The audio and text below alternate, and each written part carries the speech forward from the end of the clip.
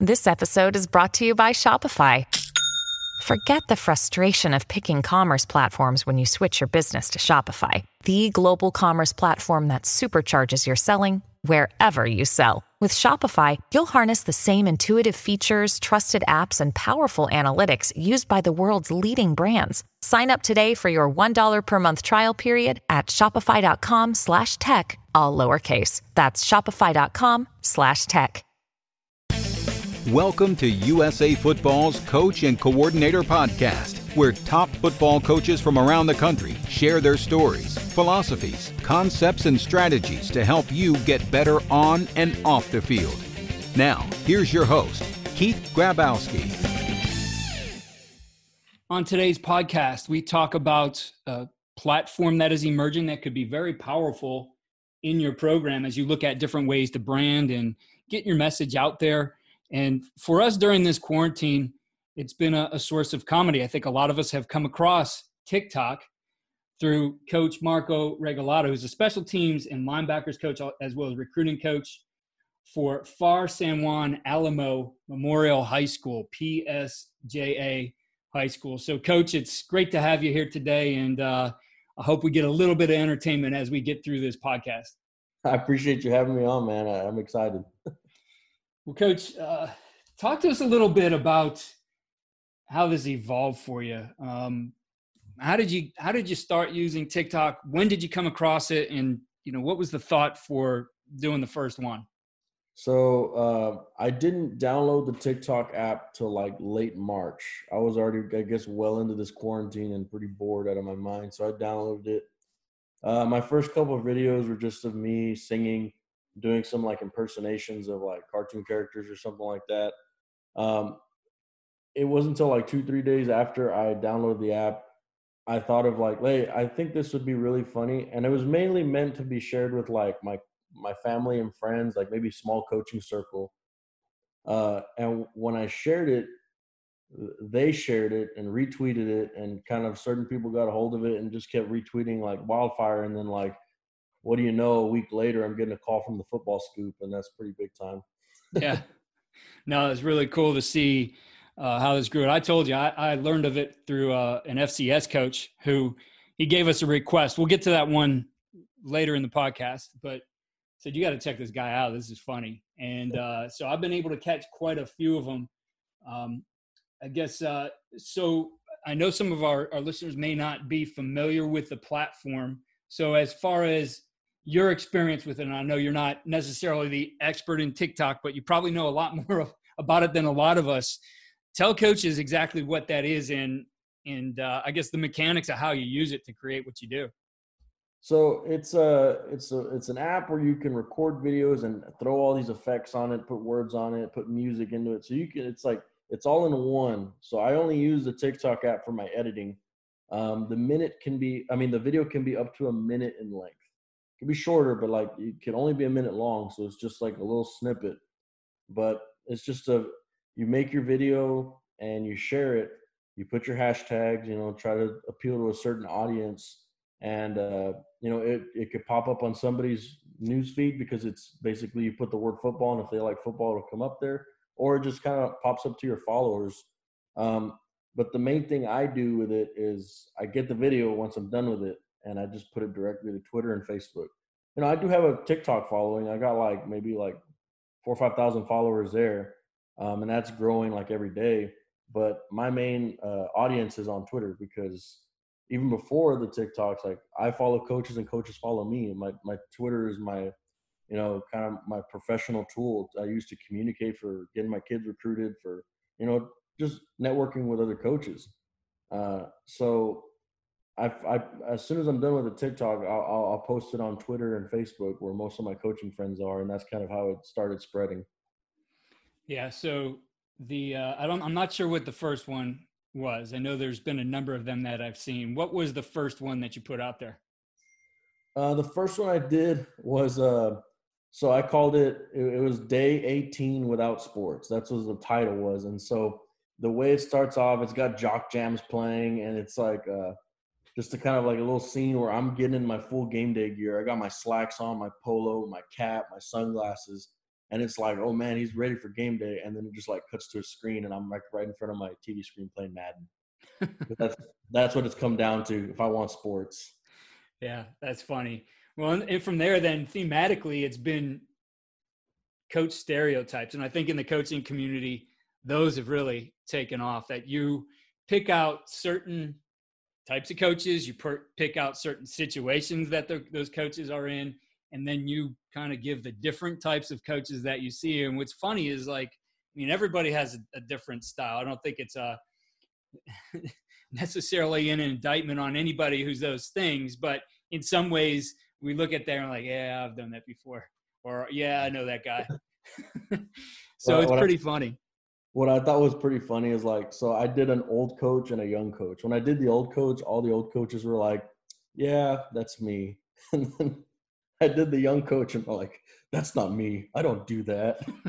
But I never did that. But no, that one got a lot of shares too. But no, I've done all the, most of the positions. I think the only position coaches I'm missing is special teams and linebackers, which coincidentally are my position. Yeah, you must be afraid of exposing yourself there a little bit. I guess kind of. I like to say I'm saving the best for last, but it's also just because, like, those, to me, I don't know, linebacker coaches, they don't, I don't know, just because I coach it, I don't see like a character doing it, but I'm sure other people from the outside, and it's like, I talked about it the other day with somebody. It's like when I want to get material for the receivers coaches, I talk to the DB coaches, and vice versa. If I want material for the DB coaches, I'm going to talk to the receivers coaches because they're observing.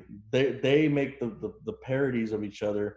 So that's kind of like what kind of drives that. And then when you talk about O-line coaches, everybody makes fun of O-line coaches. Yeah. Yeah. Well, for me, it reminds me of camp, and I mean, you see it on, like Hard Knocks, and we all do it, Division III level, been at 2 different schools there, and we would do those skits, right? Whatever they might be. And of course, the players like to parody the coaches a lot, right? Yeah. You see those all the time. Now we've flipped it back at them before, and we've parodied the players, and those those are a lot of fun as well. But it was always a sign to the players. The players had to do it, but I thought it was so fun that every year, this is when I was at Baldwin Wallace, every year I would come up with something. And I think the first one we did was with our head coach, John Snell. Love the guy, but easy guy to parody. He just has some of those mannerisms that, it's just in his character. And so the parody, and I got all the coaching staff involved in it. And it was, what if John Snell became a manager at McDonald's? And it was like everything that, he would talk to the players about, and just all those different things he'd do in player meetings or whatever, and now applied to him being the manager of McDonald's, and like all these other coaches were the different people working there. Like, so you can have a lot of fun with those. I'm going to get Nick Saban to make him the manager of McDonald's. Like, this is going to be the best McDonald's in the nation. Yeah, that's exactly what we did. It was just stuff like that. Some of the hyperbole that we get as coaches, and I mean, it was so much fun though. And the best is because he's got this laugh. When he laughs, it's like contagious because it's such a funny laugh, and he'll lose his breath. And I've got that on film several times somewhere on Facebook. But it was like when we're first doing it, I'm watching the whole time like, oh no, is it gonna go over? But then I see that laugh come out, like, okay, we're all right. Like, let's go now. Like, but it's been, every year was one of those. And usually it revolved around Coach Snell, even to the point where we had this quarterback who he played his freshman year. And then I think he played freshman and sophomore. And then he decided not to play, and he was going to focus on some other things, but it was still like very friendly with the coaching staff, the players. I mean, hung around the players. And I mean, it was the first time ever that somebody who wasn't on the team came back in to do a skit. And he had our head coach down to a T. So I got up and said, here's our skit this year, get someone special, and he came in and did coach. It was kind of like, shoot, I can't think of his name, who parodies all the athletes, the comedian. Oh, Frank Caliendo? Yeah, Caliendo. It was kind of like that, doing the head coach, and it was again the funniest thing. But certainly that kind of stuff is needed right now, right? You gave it that kind of camp feel to this time as we're all holed up and shut down at home, and I know it's provided some relief. It's provided some conversation. So I think there's a lot of appreciation too for what you've done. Oh, most definitely. I think we kind of felt like, I think we heard some good news from UIL today in terms of like Texas sports. It's basically when college and NFL start rolling, we're going to start rolling with them too. Maybe a little bit delayed, but good news. I like hearing that. You know, I want to make sure that, you know, these kids, my heart hurts for the class of 2020 for the spring sports. Yes. So I would hate for anything like that to happen to the class of 2021. So you could just only hope for the best. And then I don't know what I'd do without a football season. Probably make a lot more TikToks. There you go. Yeah. Well, let's hope that you don't have to be making TikToks at that time. And hopefully there's good news coming down the line. But what so far with the ones you've created, what's been the favorite, at least in terms of some of the analytics that are most watched that you've seen? So I did a series called 4th and 3. It was a 4-part series. And the second part is like either right at or a little over 300,000 views. The other one that was very popular was the coaching meetings, like the different types of coaches in a meeting. I did 2 parts to those. Everybody loved the coaching clinic because it was just like, yeah, those guys are always there. So the coaching clinic was a really good one as well. So I got to ask you, and I don't know how well you know me, but what would you peg me for as far as the coaching clinic guy? Like I said, this is just me making a guesstimation here. I'd probably say you're somebody who knows a lot of people. So you're going to be partly the politician, but you seem like you're business. So you're going to go to some of the sessions. But you might be hosting some sessions since you're going to have this podcast or something like that. So you'd probably have a booth and probably have everybody and their mother coming to shake your hand. That's just me. Yeah, it's been a little bit of that. Yeah. I mean, when I get into them, yeah, I might be that guy now who's on the outside of the room all the time and never gets in. But a lot of times when I get in, I'm the note taker, right? I've done it before. I'm like, oh yeah, you could just do this now. And it's never worked for me because I need to be able to write things down for me to learn. That's how you retain for it to information. stick. Yeah.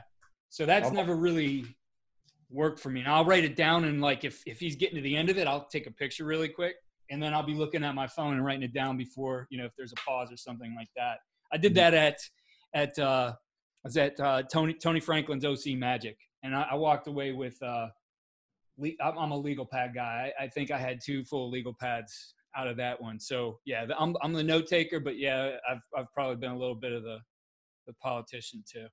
I got my quarantine legal pad over there. I've been doing a bunch of Zoom sessions and stuff, man. I got some good stuff, but I've been really trying to take advantage of this time. Just kind of like professional development. That's just trying to get better. Yeah, I think now I got one for you. I got an idea of what you could do out of this is the, you know, do the coach who's over Zoomed, right? Oh, and has all the ideas. I've been working on that one. I've been working on that one. The guy who's got like now the Frankenstein offense. You got a little bit of this and that, right? Because like I want to do a Zoom video, but it would basically be like, I'll explain what I'd have to do. So I have a tripod that holds my phone. I'd basically put it here, recording the screen. I'd have to get in a Zoom session with myself from my iPad, set the timer on my camera, which is the longest is 10 seconds. So I'd have to hit 10 seconds, run to the other room, and Zoom myself. It'd be very hard, but it'd be very funny. Like I'm working on it, but I have to have the script ready to go before I even try to do that because it's going to be a lot of back and forth. That's funny, man. I love it. Well, I mean, take advantage of the time we have left here, Stuck. I mean, you're definitely entertaining us. And I want to get to one at the end.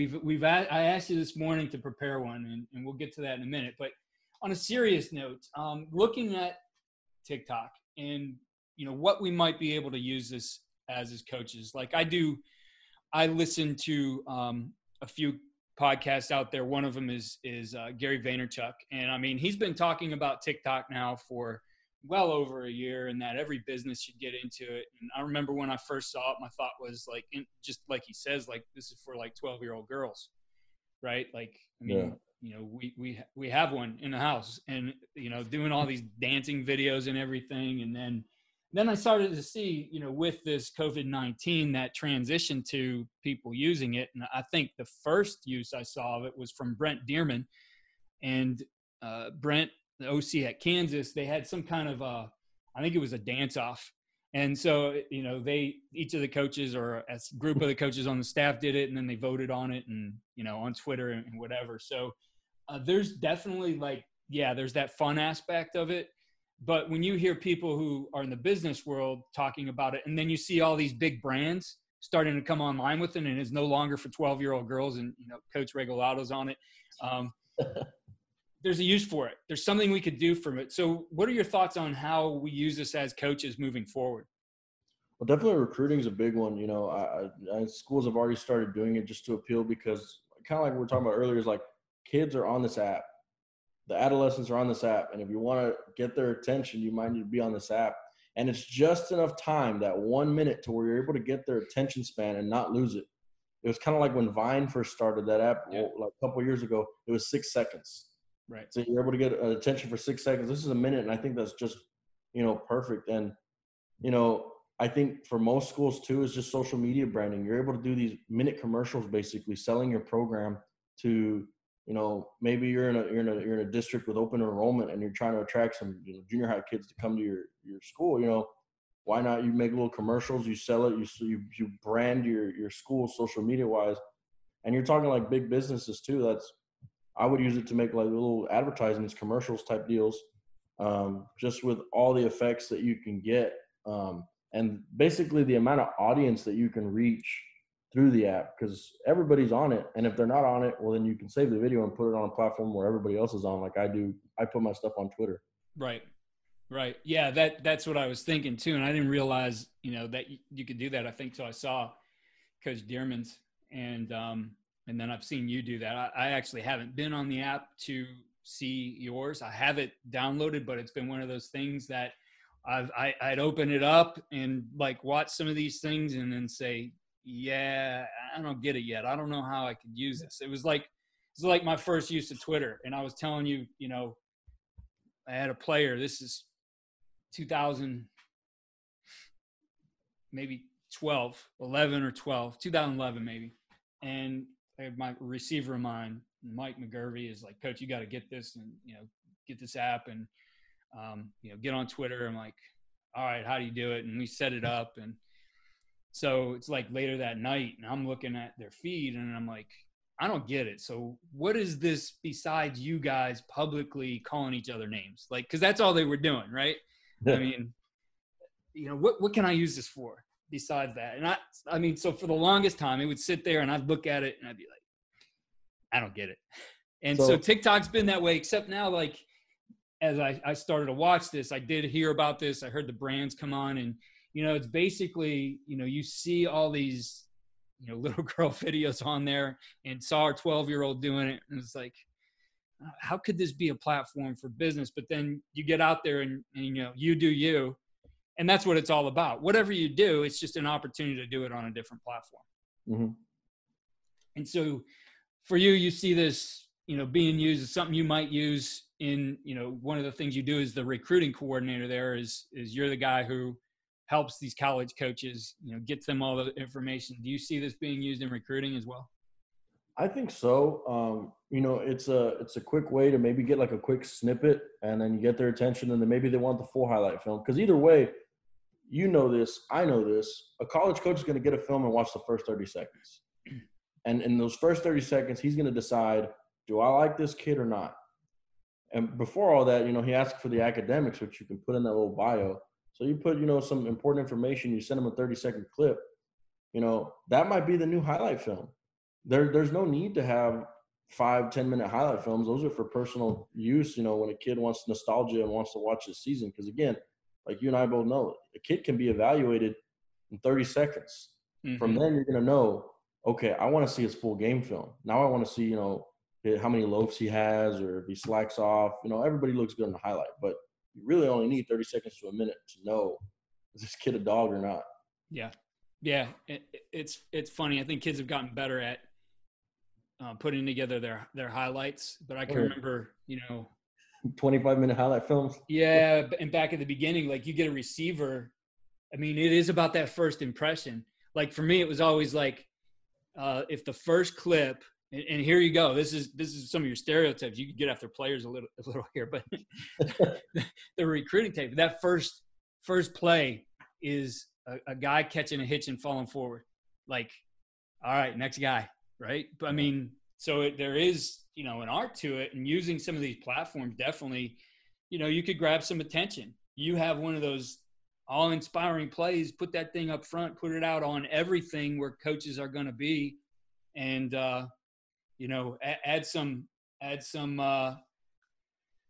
little bit more to it that you know, gives it some flair with, you know, something like TikTok with the music, with the hashtags, whatever it might be. That's going to stick in a coach's mind. At the very least, it might lead him to look at your tape a little bit more. It's going to get you some national attention. You make a one-handed catch, you front flip over somebody, you make a big play like that, you put it on a social media platform, like not necessarily just a coach, but everybody's going to share it because it's cool. And the more eyes on it, obviously, the more attention you're getting. Then somebody's going to ask, okay, that's pretty cool. Now I want to look at this film.